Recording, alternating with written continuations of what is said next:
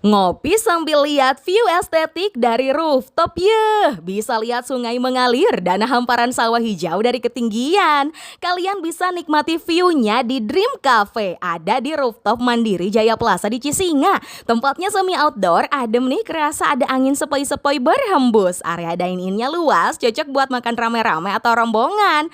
Ada mini playground bikin anak-anak pada betah. Bisa free karaokean juga, komplit we fasilitasna. Menu kokojo di sini tuh mix seafood, nah saus padang na leko dan pedas nagi. Isiannya komplit, ada kepiting udang cumi dan kerang. Kualitas seafoodnya fresh nih. Ada pilihan paket untuk 2 sampai 10 orang, cocok buat makan ramean kan.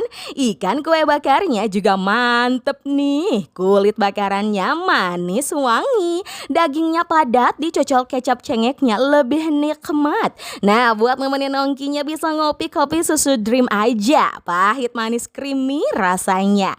Ada pahitinya juga loh, anak-anak pasti suka. Kalau pengen yang nyegerin bisa pesan smoothie strawberry dan leci Yakult freshnya. Cus nongki dan ngadem ke Dream Cafe.